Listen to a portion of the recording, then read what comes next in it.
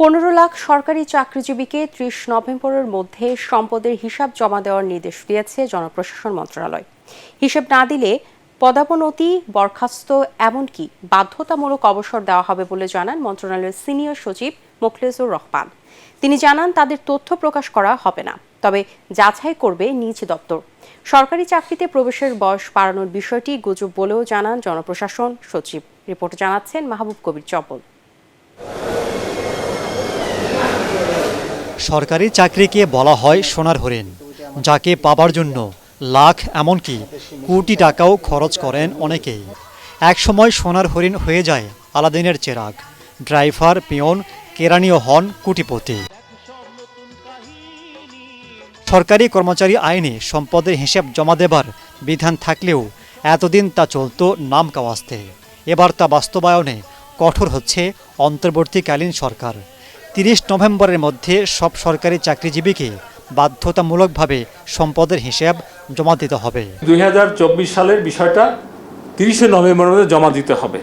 আর এরপর থেকে প্রতি বছর যাতে বারবার এটা বলতে না হয়, আইনটা চেঞ্জ করতে না হয়, প্রতি বছরের 31 ডিসেম্বরের মধ্যে জমা দিতে হবে। এটা কিভাবে জমা দিতে হবে?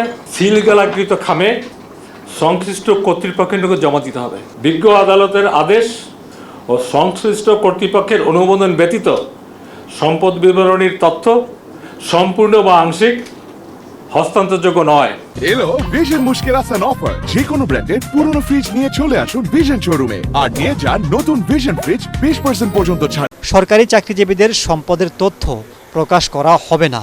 নিজ দপ্তর সেগুলোর যাচাই করবে। জমা না দিলে বা ভুল তথ্য দিলে বিধি অনুযায়ী দণ্ড দেওয়া হবে। এতে দুর্নীতি কমবে বলে আশা করছেন সচিব। সম্পদ বিবরণী দেওয়া মানে তার একটা লাগাম, তারপরে যদি আনলিমিটেড হয় তাকে ধরার জন্য সেই ডিপার্টমেন্টালি ব্যবস্থা থাকবে। লঘুদণ্ড তো বোঝেন, স্বল্প মাত্রায়। কতে বলা আছে তিরস্কার, নির্দিষ্ট মেয়াদের জন্য পদোন্নতি বা বেতন বৃদ্ধি স্থগিত রাখা, বেতন গ্রেডের নিম্নতর ধাপে অবনমিতকরণ। গুরুদণ্ড 4টা আছে: নিম্ন পদ বা নিম্ন বেতন গ্রেডে অবনিয়মিতকরণ, আইনানুগভাবে বাধ্যতামূলক অবসর প্রদান, চাকরি হইতে অপসারণ, চাকরি হইতে বরখাস্তকরণ। এটা দিয়ে দেখবেন যে কিছু কিছু মাত্রায় যারা এই যে আমাদের কি বলবো জায়েন্ট হয়ে গেছিল না, ফাইন্যান্সিয়াল জায়েন্ট, এটাই বোধহয় বলা ভালো, তারা অন্তত সচেতন হবে। এবং অনেক জায়গায় আমি আশাবাদী দুর্নীতিতে একটা লাগাম টানা হবে। এটা সরকারি চাকরিতে প্রবেশের বয়স বাড়ছে বলে যে চিঠি অনলাইনে ঘুরছে তা গুজব বলে জানান জনপ্রশাসন সচিব।